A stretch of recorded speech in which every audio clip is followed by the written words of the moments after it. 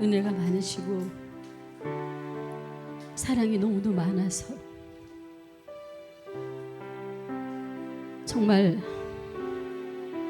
벌레만도 못하고 걸레만도 못하고 먼지만도 못한 저희들을 아버지를 알게 하시고 아버지의 품에서 독생하신 우리 예수 그리스도를 알게 하시려고 저희들이 태어나서 이 시간까지 이 모양 저 모양으로 늘 저희와 함께 하시고 저희에게 함께 하여 주신 아버지 하나님 감사와 영광을 올려드립니다.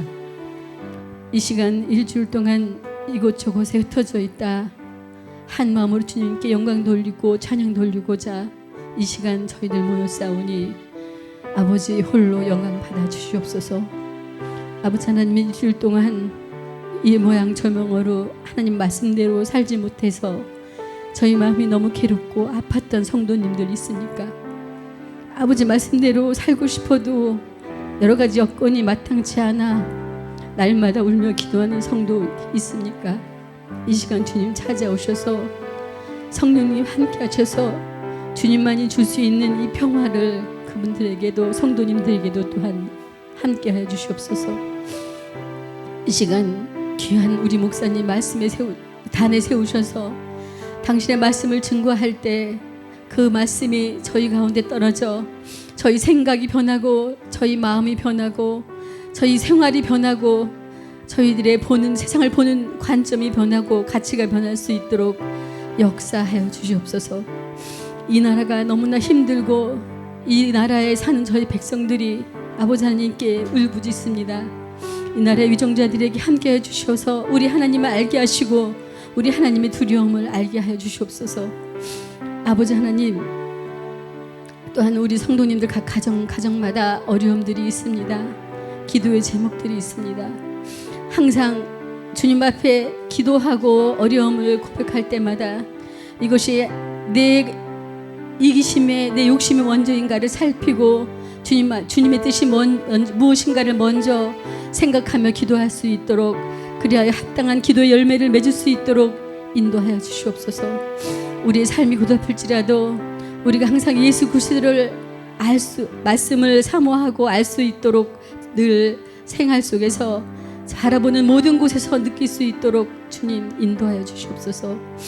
이 시간 주님께 온전히 영광 돌리옵니다. 모든 것을 감사드리며 우리 주 예수 그리스도 이름 받들어 기도 올렸습니다. 말씀 봅니다.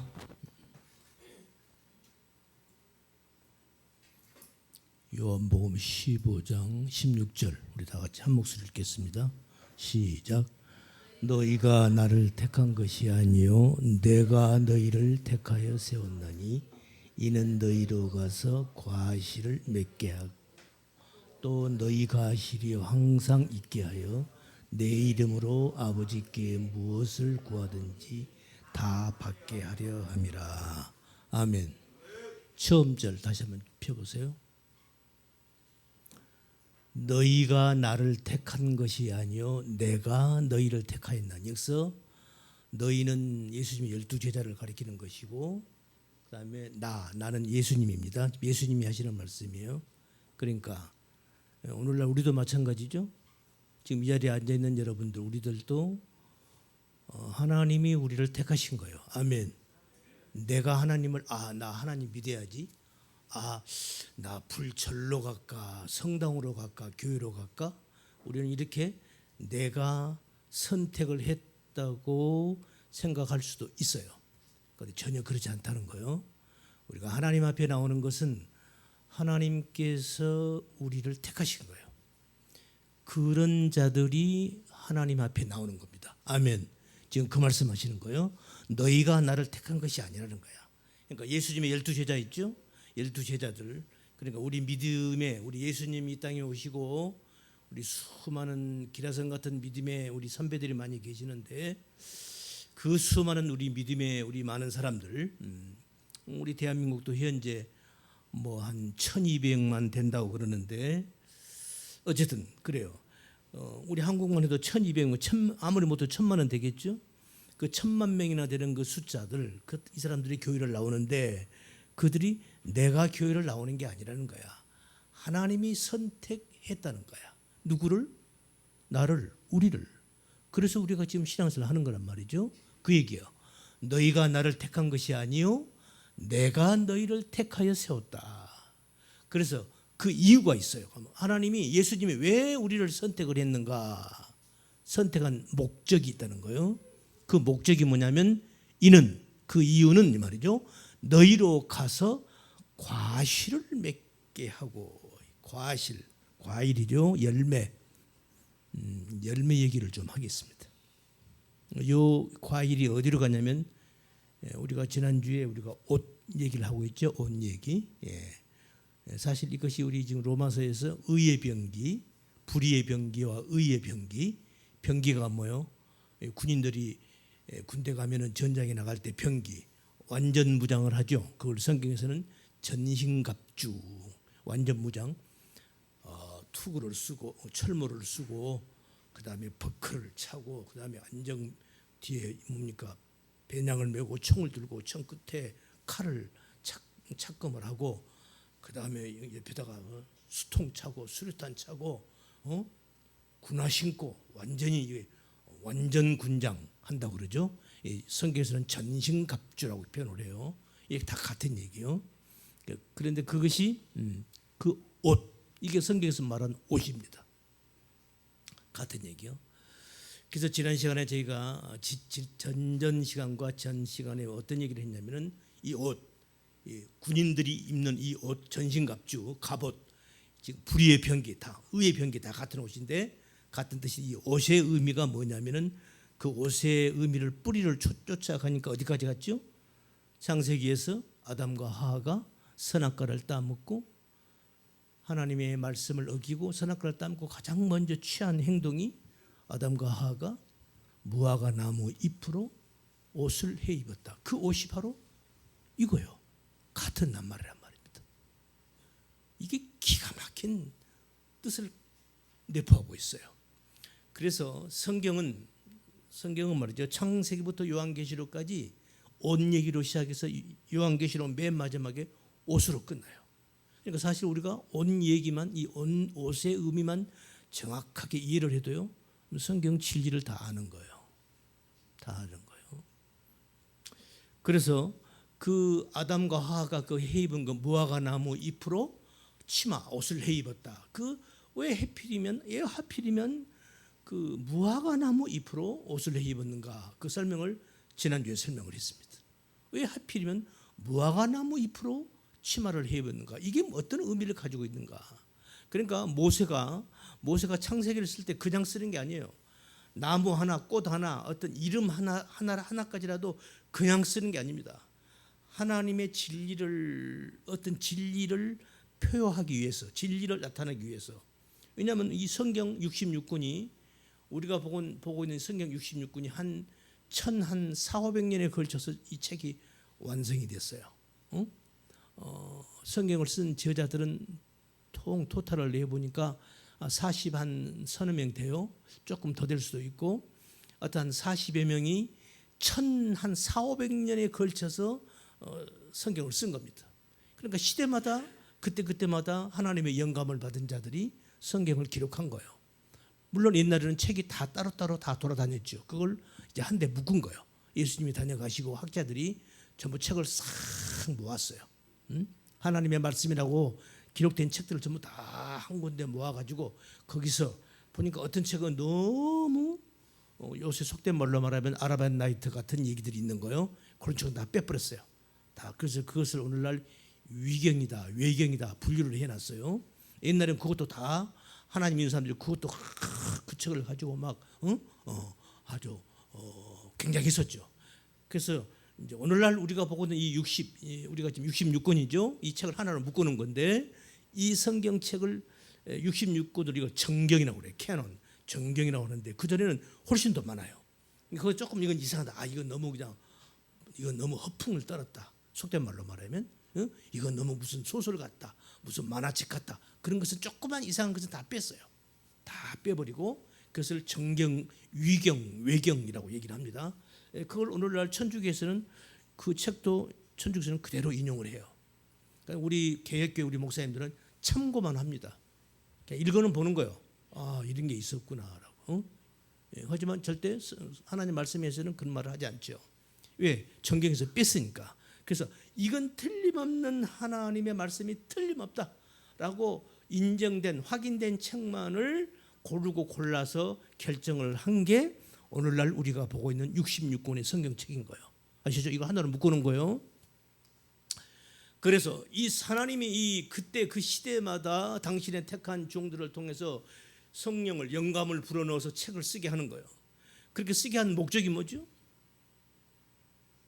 지금 하나님께서 지금 예수님께서 내가 너희를 택했다. 내가 택한 목적이 뭐다? 열매를 맺게 하기 위함이라는 거예요. 그런 것처럼 하나님께서 우리들에게 이 성경 66권을 500년 동안에 이 성경을 기록하게 하시려는 하나님의 의도가 있단 말입니다. 목적이 있단 말입니다. 그게 뭐냐? 우리들에게 교훈을 주시려고. 무슨 교훈? 내가 너희들에게 뭘 원하는지를 아느냐? 내가 너희들에게 하고 싶은 말이 뭔 줄을 아느냐? 이거 알으라는 거예요. 이거 알으라는 거예요. 이거 알면 되는 겁니다. 이거 알면 되는 거예요. 그래서 예수님께서 이 땅에 오셔서 예수님 그러잖아요. 영생이 뭔 줄 아느냐? 요한복음 17장에서 영생이 뭔 줄 아니? 영생이 뭐예요?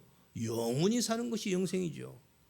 우리가 우리가 국어 사전적 의미는 영생은 영원히 사는 거, 죽지 않고 영원토록 천년만년 사는 거, 이게 영생이잖아요. 그런데 예수님은 그렇게 말을 하지 않아요. 사실은 그건 영생이 아닙니다. 왜?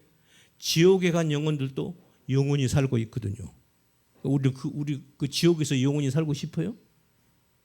아니죠. 그러니까 예수님이 하나님께서 성경에서 말씀하시고자 하는 영생의 의미는 그런 게 아니에요. 물론 우리가 구원받은 우리들은 이제 천국에서 영원한 삶을 살 거예요. 영생토록 살 겁니다.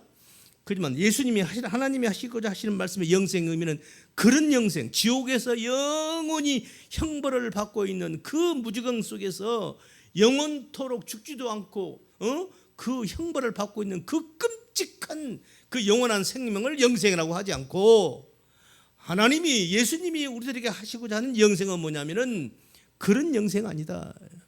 그래서 예수님이 이렇게 표현을 해요. 영생이 뭔 줄 아니? 12제자들한테 나를 바로 알아라. 그리고 하나님을 바로 알아라. 그게 영생이다. 이렇게 말씀을 하시는 거예요. 그래서 우리는 하나님을 바로 알고 예수님을 바로 알아야 합니다. 아멘. 오늘날 우리 기독교에서 얼마나 많은 이단이 있습니까? 얼마나 많은 이단이 있냐고요. 그리고 지금 여러분이 앉아있는 이 교회, 우리 교회는 우리는 장로교입니다. 우리 장로교라는 교회가 여기까지 오기까지 예수님이 다녀가시고 교회가 섰어요. 오순절 마가다락방에서 성령 임하신 이후로 교회가 태동이 됐습니다. 사실은 구약시대 때 이스라엘 나라 자체가 사실은 교회입니다. 교회인 거예요. 스데반이 그러잖아요.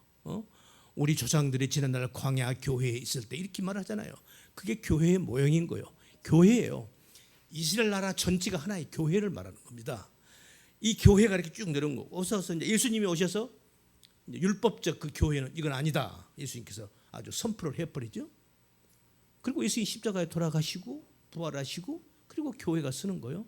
이제 교회가 쭉 오다가 이제 그 교회가 초대교회가 쭉 오다가 이것이 우리가 말하는 소위 천주교죠. 천주교가 쭉 왔어요.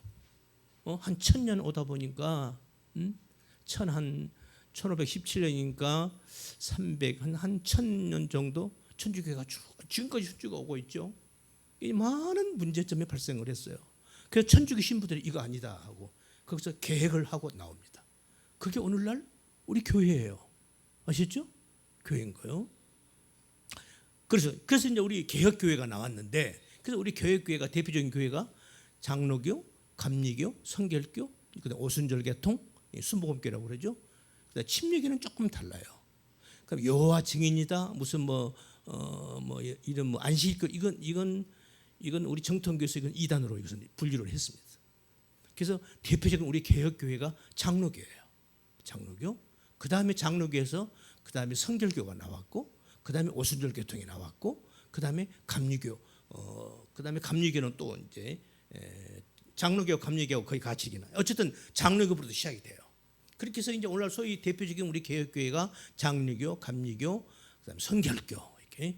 그 다음에 침례교는 조금 계보가 달라요. 어쨌든 그렇게 해서 이제 우리 현재 개혁교회가 섰는데 이렇게 하나님께서 우리들에게 성경을 주신 목적이 뭔가? 교훈하시려고. 하나님이 누군지, 예수님이 누군지를 바로 알으라는 거야. 바로 알으라는 거야. 이거 바로 알면 되는 거예요. 그러면 내가 장로교인이든 감리교인이든 성결교인이든 상관이 없는 거예요. 에? 천주교든 상관이 없는 거예요. 그런데 하나님이 예수님이 누군지를 잘 모르면은 장로교이든 천주교이든 이건 문제가 심각해지는 거예요. 그래서 오늘날 우리 기독교에 많은 이단들이 있는 겁니다. 응? 이단이 하나둘이 아니에요. 하나둘이 아니에요. 그래서 여러분, 저는 제가 오매불망 24시간 제가 걱정하는 게 뭐겠습니까? 관심 갖고 있는 게 뭐예요? 다른 거 없어요. 저는 말씀을 여러분들에게 어떻게 하면 바른 진리를 여러분들에게, 하나님이 제게 주신 은혜가 있거든요. 제가 깨달은 말씀이 있어요. 그 말씀을 여러분들에게 쉽게 전할 수 있을 것인가? 저는 그것만 고민해요. 저는 다른 거 생각할 여력도 없어요. 없어요. 그 저는 망쳐가지고 저는 못 박을 시간도 아까워요. 그렇단 말입니다. 그래서 오늘 말씀, 그래서 오늘 다시 본문으로 와서 지금 예수님께서 우리를 택하신 목적이 뭐다? 열매를 맺게 하시려고. 열매. 그렇잖아요. 우리가 농사를 지어봐서 아시겠지만 우리가 논에다가 우리가 벽실을 뿌리고 밭에다가 밀을 뿌리고 또 오늘 우리 친구가 왔어요. 예산에서 배농사를 하고 있는 이 과일나무를 심는 목적이 뭡니까? 열매를 거두려고 하는 거 아닙니까? 그렇죠? 열매를 얻기 위해서 농사를 짓는 거예요. 죽으라고 농사 짓는데 가을에 가서 열매가 하나도 안 열렸다. 그럼 어떤 의미죠? 그건 망치는 거죠. 네? 그건 망하는 거예요. 망하는 거예요. 마찬가지입니다. 하나님께서 우리를 선택하신 목적, 우리를 당신의 택한 백성으로, 하늘나라의 천국 백성으로 하나님이 선택하신 목적이 뭐냐면 열매를 맺게 하려는 것이 열매. 그러니까 열매를 안 맺으면 이건 어떻게 되는 거예요? 열매를 안 맺으면? 자, 내가 배농사를 지어요. 배나무를 심어서 열매가 쭉 해년마다 열매를 맺어야 되잖아. 근데 금년에도 열매가 안 맺어? 이거 뭐야? 1년 더 기다려봐야지. 또 그 이듬해 또 열매가 또 안 맺어? 이거 어떻게 된 거야? 거름을 주고 약을 제초제를 뿌리고 해가지고 또 열매를 안 맺어? 그럼 어떻게 하겠어요? 내가 그 배나무를 그냥 그대로 놔두겠어요? 어떻게 하겠냐고? 베버리죠. 이거 열매 안 맺는구나. 잘라버리는 거예요. 성경에 그 말씀이 있어요. 한 3년 기다려보니까 열매를 안 맺으니까 안 되겠다. 야, 저거 나무 베가지고 불 때 버려라. 화목으로 쓰라는 거야. 쓸모가 없는 거예요. 이렇게 되는 거죠. 그러니까 열매를 우리가 맺어야 한다. 열매를. 결국 이 열매가 어디로 가냐면 옷하고 연결이 됩니다. 옷. 이게 아주 열매하고 옷하고 무슨 상관이요? 오늘 그 얘기를 좀 하려고 그래요. 그래서 지난 시간에 이제 말씀을 들은 분들은 좀 쉬울 텐데, 그 열매라는 것은 열매 안에 뭐가 들어있다? 반드시 씨가 들어있다. 잘 들으세요. 너무 중요한 얘기입니다. 열매 안에는 씨가 들어있어요. 씨가 들어있어요. 씨 없는 열매는 없어요. 다 씨가 들어있는 거예요. 그런데 씨가 없는 열매가 있더라 이 말이죠.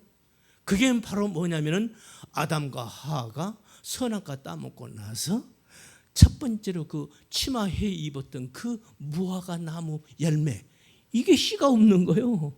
이건 꽃도 없습니다. 무화과 나무 열매는 맺었는데 그건 안에 씨도 없어요.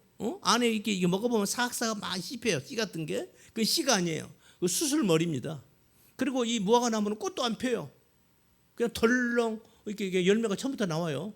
하고 맨 위에 가서 빨갛빨갛 보다니 이렇게 꽃처럼 이렇게 서리다 그게 그냥 열매가 돼버리는 거예요. 그러니까 왜 모세가 그 무화과 이파리로 무화과 나무를 맨 처음 아담과 하와가 선악과 따먹고 하나님이 두려워서 그 나무들을 심을 때 그 치마로 무화과 나무 이파리로 치마를 해 입었을까라는 이유를 제가 설명을 드린 거예요. 드린 거예요. 씨가 없어요. 그러니까 이건 사실 씨가 없는 열매는 열매이다 아니다. 열매 아닌 거예요. 열매인 척 하지만 사실 열매가 아닌 거예요. 그런데 이 씨라고 하는 것이 그 열매 안에 들어있는 그 씨를 히브리 말로 제라라고 하는데, 제라, 우리 영어로는 seed 그러죠. seed, 우리 말로 씨 비슷하네요. seed. 그런데 요게 우리 사람, 내가 자식을 낳잖아요. 그 내 새끼야. 내 씨라고. 이 같은 낱말이요. 똑같은 낱말을 써요. 열매, 사과나무, 배나무에 달린 그 열매의 그 씨를, 그 씨도 씨고 제라고, 내가 사람이 자식을 낳는 그 자식도 그것도 씨요. 저거 누집 새끼, 저 누집 씨야. 우리 그러잖아요. 저 누구 씨야 이러잖아요. 그 씨가 같은 씨란 말이죠. 그런데 겉으로 보기에는 씨는 씨인데 씨가 없는 열매가 있다 이 말이죠. 그건 망하는 거예요. 끝나는 거예요. 하나님의 영생이라고 하는, 하나님 나라의 영원한 영생이라고 하는 관점에서 볼 때, 지금 볼 때는 전부 똑같은 열매, 똑같은 사람으로 보인단 말입니다. 똑같은 밥 먹고 똑같이 일하고 똑같이 밥 먹고 잠자고 시집가고 장가가고 다 하고 똑같이 사니까 다 똑같은 사람으로 보이는데 영생이라고 하는, 하나님 나라의 영생이라고 하는 차원에서 볼 때는 이건 열매인 척인 거지 열매가 아닌 씨들이 너무 많다는 거야. 진짜 씨가 더 많겠어요? 열매인 척하는 씨가 더 많겠어요? 열매인 척하는 씨가, 그러니까 무화과 열매 같은 씨가, 그런 열매들이 너무너무 많다는 거야. 하나님은 그건 씨가 아니다, 그건 필요 없다 이러시는 하나님께서. 그 얘기를 하려고 그러는 거예요. 아시겠죠? 이게 지난 시간에 여기까지 제가 설명을 이렇게 저렇게 설명을 드렸어요. 자, 그래서 이제 오늘은 열매, 씨가 결국 사람을 가리키는 거다. 그래서 자, 아담과 하와가 에덴 동산에서 선악과를 따먹고 나서 결국 에덴 동산에서 쫓겨났죠. 하나님 쫓아내요. 동산에서 쫓겨났어요. 그 다음에 그러고 나서 첫 번째 낳은 아들이 누구야? 카인을 낳습니다. 두 번째가 누구? 아벨을 낳습니다. 세 번째가 누구? 셋을 낳습니다. 이게 전부 온 얘기하는 겁니다. 처음 들어보죠? 제가 지금까지 한 번도 이 얘기를 안 했어요. 오늘 잘 왔어요. 오늘 새로운 사람이 오늘 우리 잘 왔어. 이런 얘기를 들으라고. 성경에서 이런 얘기를 들어야, 그래야 성경이 눈이 번쩍 떠지는 거예요. 그 설명을 할 거예요. 잘 들으시고, 성경이, 하나님이 우리에게 뭘 말씀하시려고 하시는가를 우리가 알면 돼요. 그게 영생이니까. 그래서 예수님께서 나를 알고 나를 보내신 유일하신 참 하나님과 그의 보내신 자 예수 그리스도, 나를 바로 아는 거, 그게 영생이다. 이 말씀이 이루어지는 거예요. 아멘. 이렇게 중요한 겁니다. 우리가 성경을 바로 안다는 것이. 기도합니다. 거룩하신 주님 감사합니다. 오늘도 저희들에게 귀한 시간 주시고 거룩하신 우리 주님의 복된 날을 허락하여 주시고, 원근 각처에서 아버지 하나님의 당신의 귀한 자녀들을 이곳으로 인도해 주셔서 이 시간 함께 한 마음으로 한 몸으로 주 앞에 나와 찬송드리며 기도드리며 주님의 말씀을, 생명의 말씀을 들을 수 있도록 인도하신 주님을 찬양합니다. 이 시간도 부족한 종의 입술을 통해서 아버지의 그 진리의 말씀을 선포할 터인데, 그 말씀들이 듣는 모든 이들의 심령 속에 잘 새겨져서 생명의 씨를 잉태하는 놀라운 은혜와 은총의 시간이 될 수 있도록 하나님 역사하여 주시옵소서. 남은 시간을 주께 의지합니다. 성령님 친히 인도하여 주시옵소서. 우리 구주 예수님 이름 받들어 기도드리옵나이다. 아멘. 자, 그래서 지금 카인, 아벨, 셋 얘기를 제가 조금 언급을 했는데, 이 말씀을 언급하기 전에 이 말씀을 제가 먼저 여러분들에게 말씀을 읽어드리고 그 다음에 카인, 아벨, 셋으로 들어가야 이해가 쉬워요. 한번 들어보세요. 이건 예수님 얘기입니다. 사도 바울 선생께서 예수님에 대한 얘기를, 예수님의 십자가의 죽음을 이렇게 말씀을 하세요. 잘 들어보세요. 형제들아, 내가 너희에게 나아가 하나님의 증거를 전할 때에 말과 지혜의 아름다운 것으로 아니하였나니 내가 너희 중에서 예수 그리스도와 그의 십자가에 못 박히신 것 외에는 아무것도 알지 아니하기로 작정하였습니다. 사도 바울이 깨달은 진리는요, 사도 바울은 처음에 예수님을 핍박했던 사람이잖아요. 그런 사도 바울이 나중에, 그때는 이름이 사울이었죠, 예수님을 만난 거예요. 예수님 만나고 180도 회전을 하죠. 그래서 가장 예수님을 잘 믿는 기독교 2000년 사이에 사도 바울 같은 사람이 베드로보다도 더합니다. 오늘날 우리 모든 목회자 신학생들한테 예수님 다녀가신 이후로 예수님 제자 위에 제자들 중에서 한 사람만 꼽으라 하면은 사도 바울이 단연 1위입니다. 베드로보다도 사도 바울이 1위가 나와요. 그렇게 사도 바울이 오늘날 모든 우리 믿음의 사람들이 가장 본이 되는 그런 사람 중에 한 사람이에요. 그런데 이 사도 바울이 깨달은 진리가 뭐냐면 자기는 다른 건 얘기하고 싶지 않대. 뭐만 얘기하고 싶대? 뭐만 얘기하고, 예수님에 대해서 뭐만 얘기하고 싶대? 십자가에 죽으신 거. 자기는 이것만, 자기는 이것만 알기로 했다는 거야. 그러니까 이분은 그 진리를 깨달은 거예요. 아멘. 아멘. 우리 교회에요 어떤 분이 오셨어요. 작년인가 재작년인가 와서 뭐라는 줄 아세요? 부부가 왔어. 좀 이상해. 오더니 그냥 한 몇 주 나오더니 안 나오더라고. 한 몇 달씩 또 왔어. 또 오더니 뭐라고 하더니 자꾸 이상해. 뭐라는 줄 아세요? 아니, 이 교회는 밤낮 왜 밤낮 찬송가를 십자가 찬송가만 하니? 그러고 갔어요. 응? 참 가슴이 아팠어요. 보세요. 그래서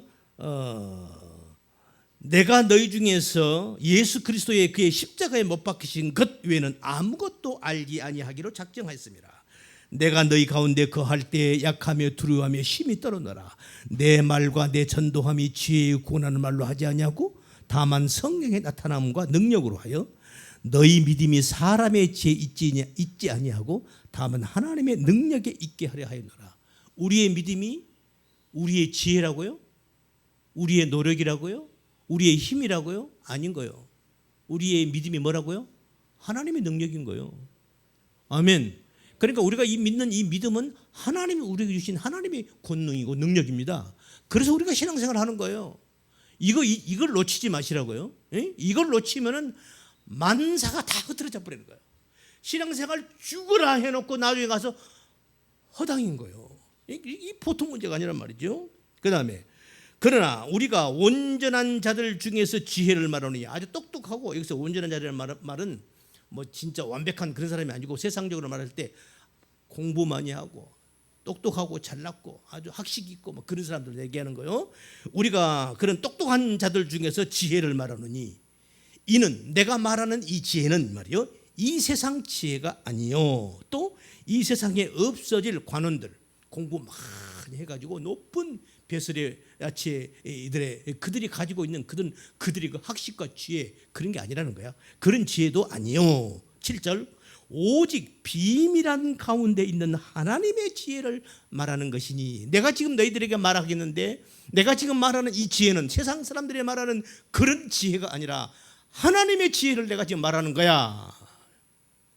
그것도 아주 비밀한 가운데 있는 하나님의 놀라운 감추었던 그 지혜를, 그 비밀을 내가 지금 너희들에게 얘기할 거야. 그런 거예요. 그게 뭔가? 하나님의 지혜를 말하는 것이니 곧 감추었던 것인데, 그러니까 비밀이었죠. 여지껏 감추었던 거예요. 숨겨져 있던 거, 하나님이 딱 숨겨놓은 거예요. 그러니까 하나님의 비밀이었죠. 감추었던 것인데 하나님이 우리의 영광을 위하사, 누구를 위해서? 우리 믿음을 가진 우리들의 영광을 위하사 만세전에 미리 정하신 것이다. 하나님이 이미 정해놓은 거래요. 그것도 언제? 만세전에. 만세전이면 언제요? 태양이 있기 전입니다. 우주가 있기 전이에요. 우주가 있기 전이니까 우리 인간은 당연히 없었지. 아담과 하와도 당연히 없었죠. 만세, 창세 전이니까. 그 창세 전에 하나님이 정해놓으신 숨겨둔 감추둔 은밀한 가운데 숨겨놓은 비밀이 있었다. 이건 하나님의 지혜다. 그걸 내가 지금 말할 거야. 그런 거야. 그러고 하시는 말씀이 뭐냐면 이 지혜는 이 세대의 간원이 한 사람도 알지 못하였나니 만일 알았더라면 영광의 주를 십자가에 못 박지 아니하였으리라. 뭐요? 뭐가 하나님이 숨겨둔 비밀이고 지혜였다는 거야? 예수님의 십자가에 죽으심. 이걸 만세전에 하나님이 뭐 해놓은 거래요? 정해놓은 거래. 미리 정해놨다는 거야. 아멘. 자, 여기까지 이해되셨죠? 자, 그럼 여기서부터 이제. 그러면 예수님, 자, 그럼 제가 이제 여러분께 묻겠습니다. 그럼 예수님이 이 땅에 오셔서 십자가에 죽으신 것은, 예수님이 이 땅에 오신 것은 죽으려고 온 거예요? 살려고 온 거예요? 죽으려고 온 거예요? 살려고 온 거예요? 죽으려고 온 거예요. 아멘? 이해가 됩니까? 맞죠? 하나님의 만세전에 미리 정해놓으신 거예요. 정해놓은 게 뭐예요? 예수님이 십자가의 죽음이라는 거야. 그러니까 예수님은 이 땅에 와서 십자가에 죽게끔 되어 있었던 분이었어요. 이걸 지금 누가 이렇게 하시는 거예요? 하나님이 이렇게 하시는 거예요. 뭐 때문에? 뭘 위해서? 우리들의 영광을 위해서 이렇게 하신다는 거야. 그러니까 예수님은 이 땅에 죽으려고 오신 거예요. 그러니까 예수님이 이 땅에 와서 죽게 되어 있다 이 말이죠. 하나님이 그렇게 만드신 이미 그렇게 정해 놓으신 거예요. 이게 하나님의 각본입니다. 이걸 우리가 신학적으로 표현하면 하나님의 애정론에서 나오는 거예요. 애정, predestination.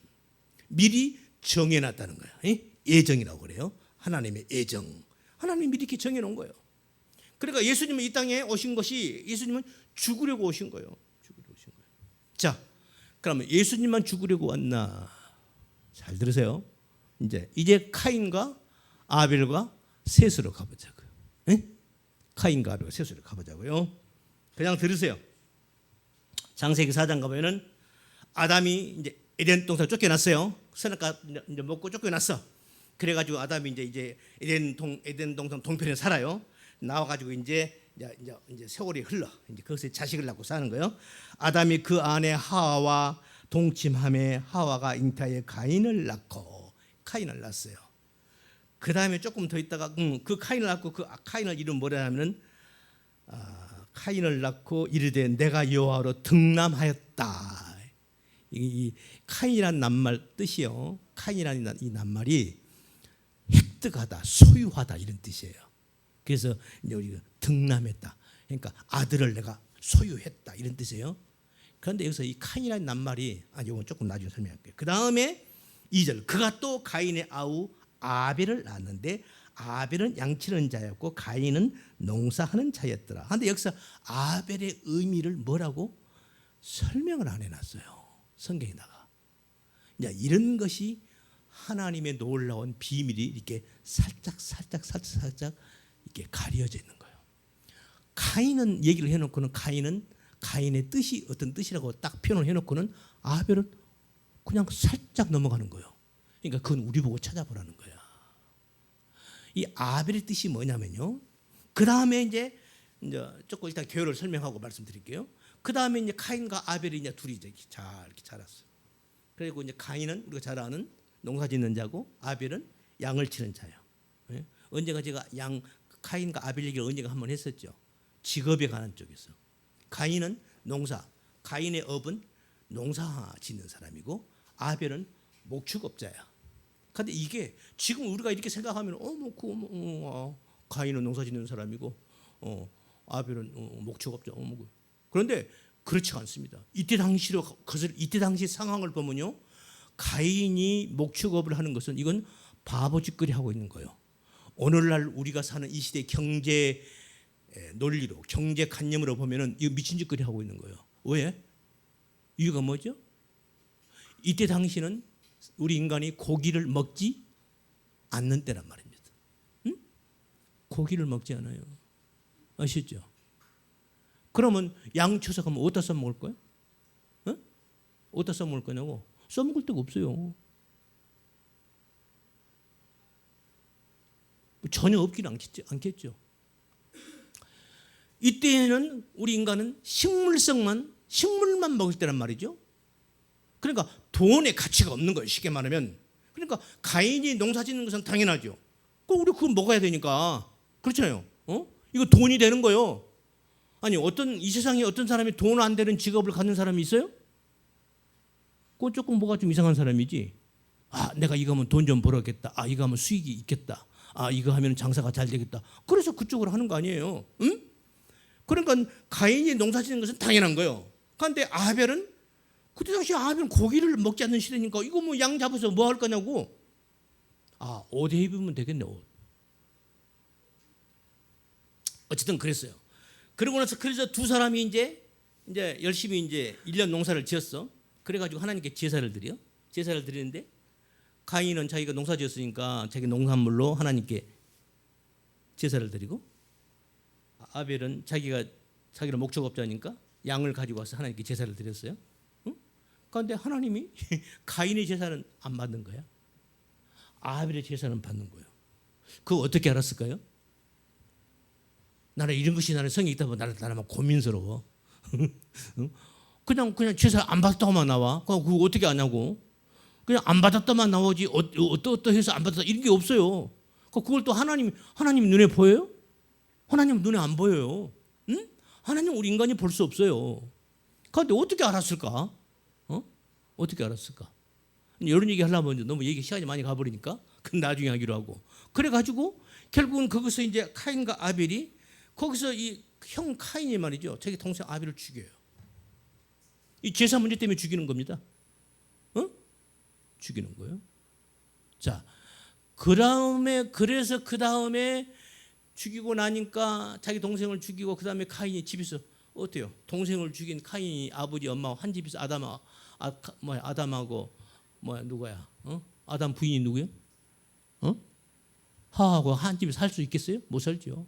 아들이 고향을 집을 떠나는 거야. 응? 그 다음에 난 세월이 흐른 후에 낳은 자식이 셋이야. 셋. 셋이요. 그런데 이 셋이 이름이 뭐냐면 이게 기가 막힙니다.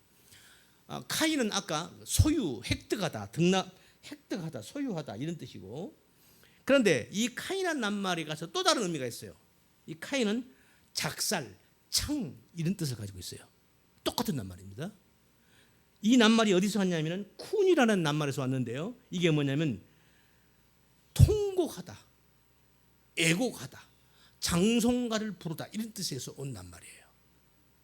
그러니까 아마도 카인이 자기 동생을 죽이고 자기 부모 곁을 떠나면서 얼마나 울은 것 같아요.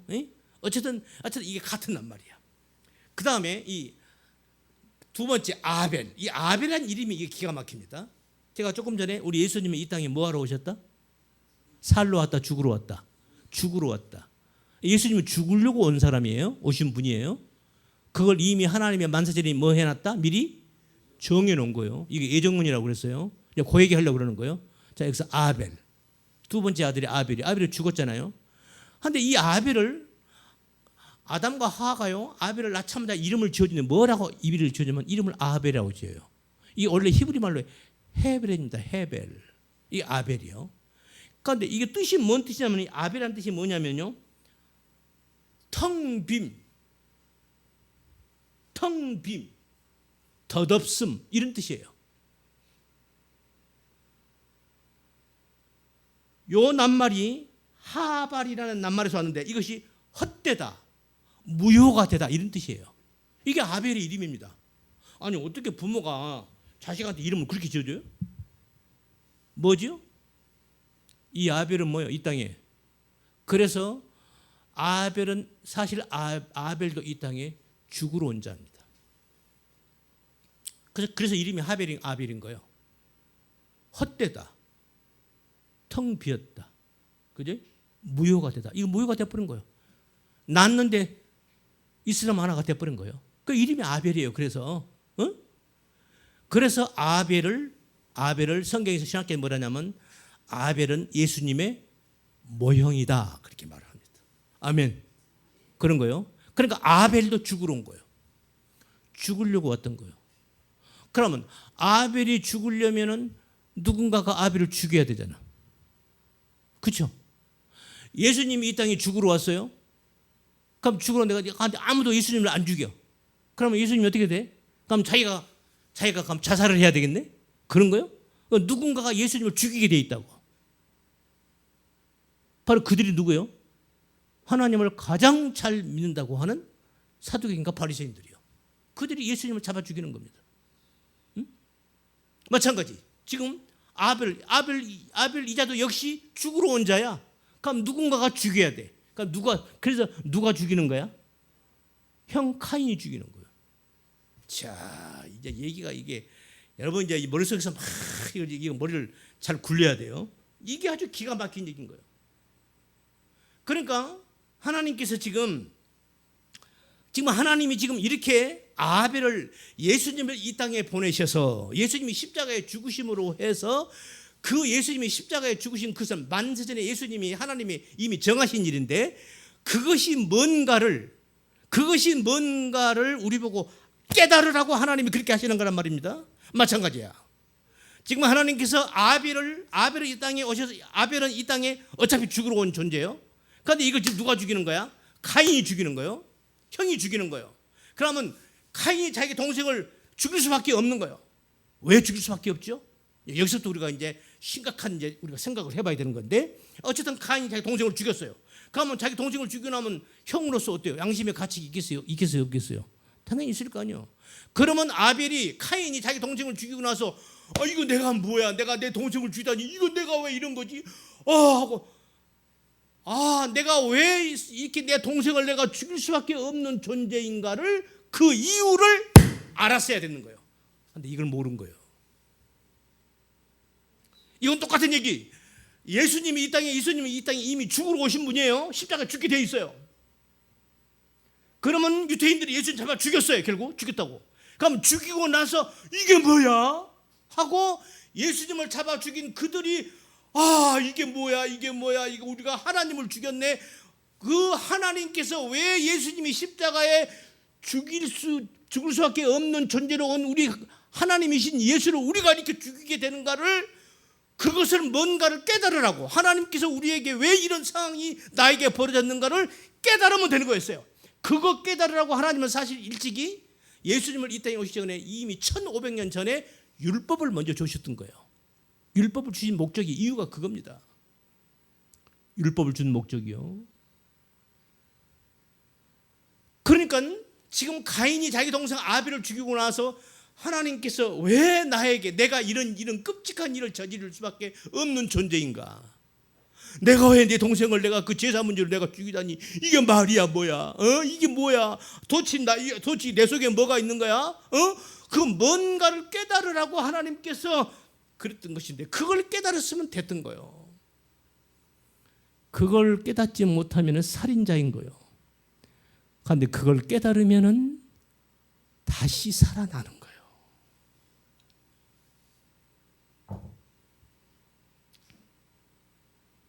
옛날에 스탈린이 공산주의 볼셰비키 혁명을 일으키고 스탈린이 말이죠.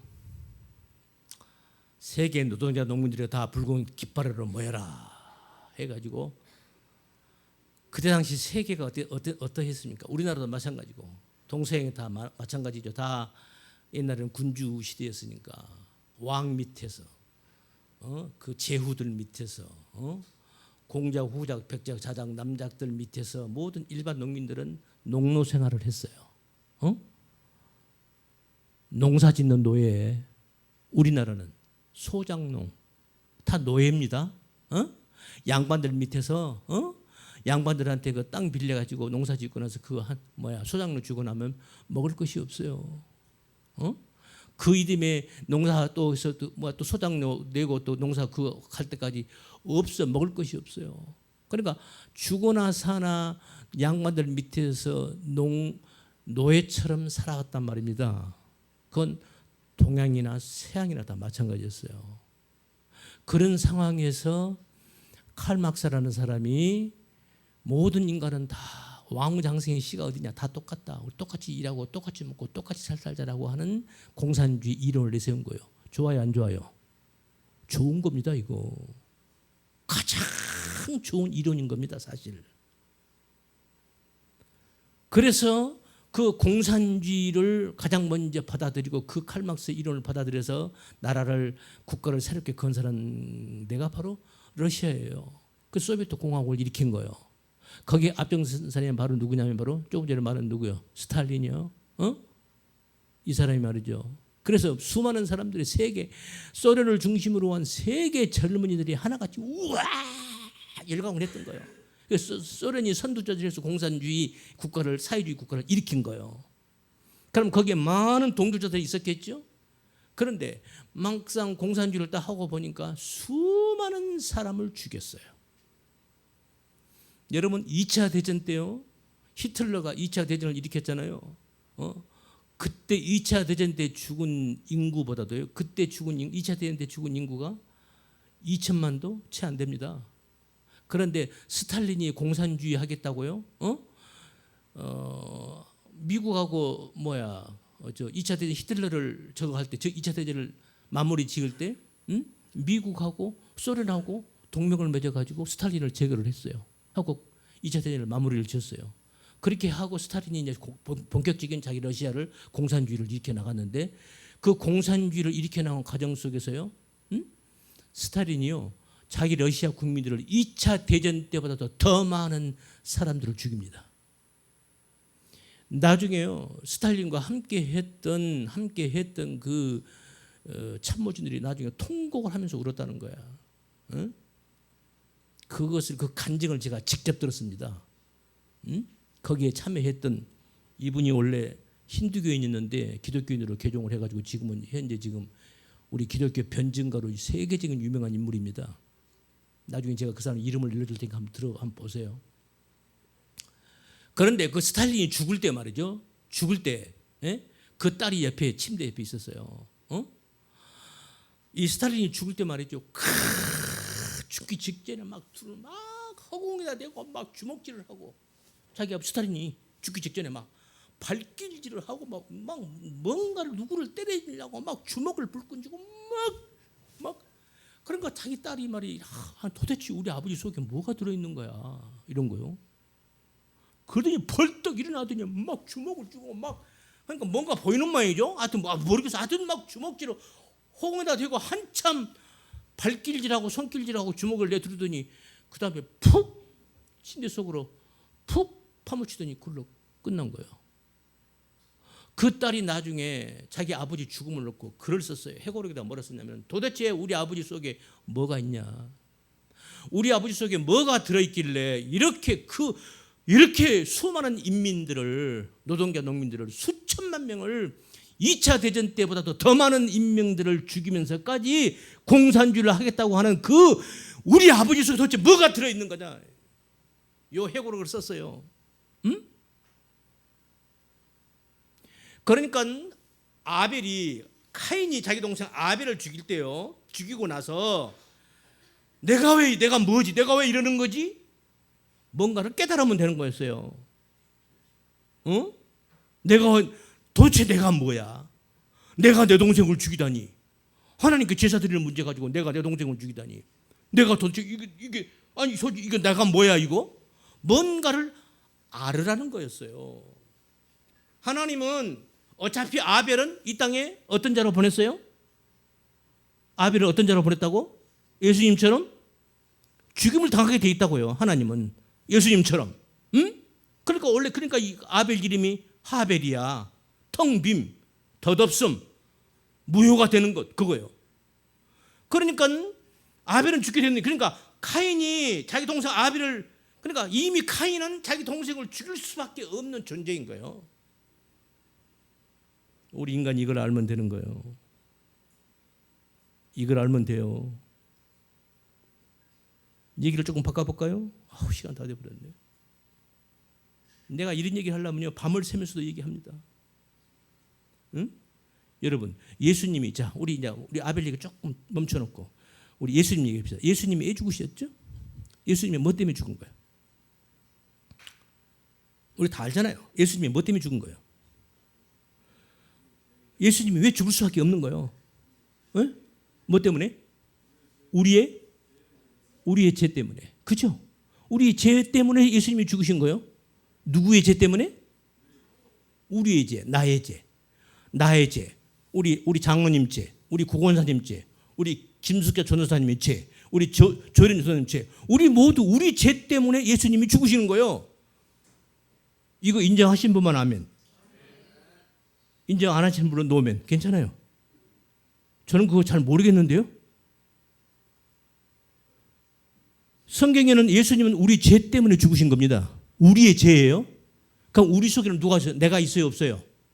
우리 인간의 죄 때문에 예수님이 죽으신 거예요. 그러면 결국 예수님은 누가 죽인 거예요? 결국 누가 죽인 거예요? 얘기가 이상하네. 결국 예수님은 누가 죽인 거냐고. 내 죄 때문에 예수님이 죽었어요. 그럼 예수님 그럼 예수님 누구 때문에 죽은 거예요? 응? 나 때문에 죽은 거예요. 아멘? 내 죄의 논리가 너무 비약입니까? 나 때문에 죽은 겁니다. 아시겠어요? 여러분 때문에 죽인 거예요. 그 사실 우리가 예수님을 죽인 거예요. 우리가 죄가 없었더라면 예수님은 죽을 이유가 없어요. 우리 죄 때문에 예수님이 죽으실 거예요. 아멘? 그래 결국 예수님은 누가 죽인 거예요? 내가 죽인 거예요. 우리 기독교는 여기서부터 들어가는 겁니다. 예수님을 죽인 자가 2000년 전에 유태인 줄 알았더니 바로 그 속에 나도 들어있었네. 바로 나의 죄 때문에 예수님을 내가 죽인 거나 똑같네. 여기서부터 우리 기독교가 시작하는 겁니다. 아멘. 지금 하나님은 가인에게 네가 어떤 존재인가를 알으라는 거였어요. 네가 네 동생을 네가 죽일 수밖에 없는 그 제사 문제 그거 하나 가지고 이 천하 이 나쁜 놈아 네가 그러다고 동생을 죽여? 네 자신 도대체 너라는 놈은 어떤 놈이야? 가인이 자기 동생을 죽이고 나서 이거 내가 뭐야? 내가 형이 돼가지고 동생을 죽이다니 이거 뭐야? 자기를 되돌아보고 뭔가 자기가 어떤 존재인가를 철저하게 자기 자신을 되돌아보고 깨달으라고 하나님께서 그래서 결국은 그 깨달음을 통해서 예수님을 잡아 죽은 유대인들이 나중에 회개하고 돌아오니까 누구? 사도 바울. 예수님 죽은데 앞장섰던 사도 바울이 나중에 예수님께 돌아와서 회개하고 하나님의 일을 하니까 더 위대한 사역자가 된 것처럼 하나님의 이 진리를 깨닫고 돌아오면 그러면 되는 거예요. 그러면 그 사람은 다시 살아나는 거예요. 할렐루야. 그래서 카인 아벨 다음에 아벨이 죽고 나서 그 다음에 하나님이 아벨 대신 누구를 줘요? 주신 아들 이름이 셋입니다. 셋. 이름이 셋이에요. 그 셋의 이름이 뜻이 무엇인지 아십니까? 옷을 입다요. 자, 그 셋이라는 그 히브리어 언어에서 영어에서 shoot, S-U-I-T, 옷 입다. 그 낱말이 거기서 나왔어요. shoot. 원래 셋이에요. 셋. 이 셋이 옷을 입다요. 하나님께서 셋을 주실 때 아벨 대신 셋을 주셨다 이렇게 얘기를 해요. 그러니까 아벨이 죽고 하나님이 셋을 다시 태어나게 된 아벨 대신 다시 셋이 다시 아벨 대신 다시 태어나는 거예요. 할렐루야. 그러니까 하나님은 아벨을 죽는 것이 그게 문제가 아니고 하나님의 초점은 카인으로 하여금 네가 어떤 존재인지를 알아라. 네가 얼마나 무서운 존재이고 네가 얼마나 죄인이고 네가 얼마나 끔찍한 인간인가를 네 속에 얼마나 많은 죄가 있는가를 네 자신 스스로를 깨달아라. 를 깨닫게 하시려고 그거 알아먹으라고 하나님은 예수님을 이 땅에 보내셨던 것이고 아벨을 보내셨던 겁니다. 그런데 아벨이 그걸 알았어요? 몰랐어요? 하나님의 이 의도를 알았어? 몰랐어? 모르잖아요.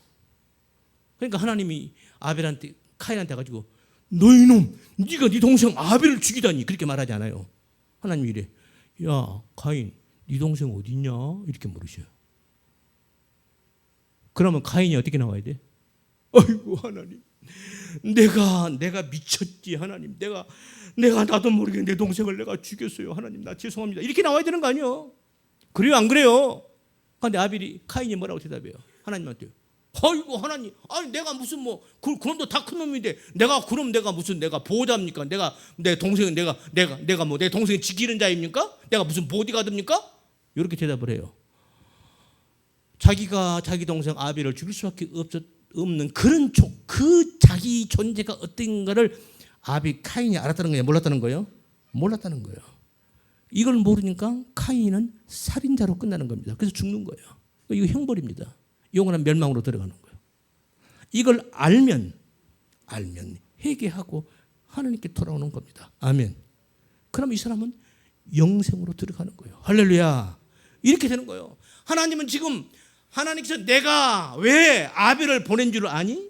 내가 왜 예수를 내 아들 하나밖에 없는 예수를 내가 십자가에다가 내놓은 줄 아니? 응? 그 십자가에 죽을 수밖에 없는 그 이유를 너희들이 아니? 그거 알으라는 거였어요. 그거 알으라는 거였어요. 이거 알면 되는 거예요. 그래서 예수님께서 영생이란 무엇이냐? 유일하신 참 하나님과 그의 보내신 자 예수 그리스도를 아는 것, 이게 영생이다. 하나님의 마음을 아는 겁니다. 아멘. 그래요. 그게 영생입니다. 그래서 하나님이 세 번째 주신 아들이 셋입니다. 그래서 옷을 입다예요. 그래서 셋이 다시 옷을 입고 아벨이라는 그 아들이 형이 죽고 하나님은 다시 셋을 통해서 아벨을 다시 살려내는 겁니다. 그렇게. 그래서 셋이 옷을 입다예요. 옷을 입다. 그렇게 태어난 아들이 셋입니다. 어때요? 우리가 하나님을 바로 알아야겠어요? 몰라야겠어요? 알아야 합니다. 하나님을 바로 알고 예수를 바로 알아야 돼요. 그러면 내가 이 땅에 사는 이유가 나와요. 여러분 왜 사는 겁니까? 예수님 하나님 모르는 사람들한테 물어봐요. 당신은 왜 사는 거요? 당신은 왜 이렇게 열심히 일하고 왜 이렇게 그렇게 당신이 그렇게 사는 이유가 뭐예요? 물어봐요. 사는 이유가 뭔지. 없어요. 돈 열심히 벌어서 뭐 자식들 좀 장가 시집 보내고 자기도 조금 먹고 살고 그러다 죽는 거예요. 아니 그러려고 사는 거예요. 그렇게? 그런 거요? 사는 이유가 뭐냐고요? 에? 우리 인생을 우리가 이 하나밖에 없는 이 천상천하에 이 하나밖에 없는 이 생명, 이 나라는 존재가 사는 이유가 뭐냐고요? 여기는 목적이 있습니다. 하나님께서 우리에게 주신 삶의 목적이 있는 거예요. 그러니까 우리가 하나님을 알지 못하면 이걸 알지 못해요. 그러니까 하나님을 알면 내가 왜 사는 이유를 아는 겁니다. 아멘. 그러면 되는 거예요. 이걸 모르고 살면 대통령 해봤자 자살해 죽어요. 아시겠습니까? 현대그룹 회장 돼봤자 자살해 죽습니다. 이걸 모르니까 그러는 거예요. 아시겠죠? 그냥 이걸 알면요, 청계천 다리 밑에 살아도 할렐루야 할렐루야 하고 찬양하고 사는 거예요. 아멘. 그러는 거예요.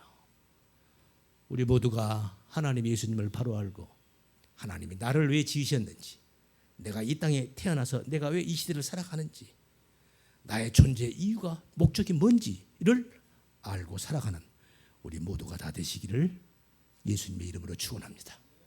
기도합니다.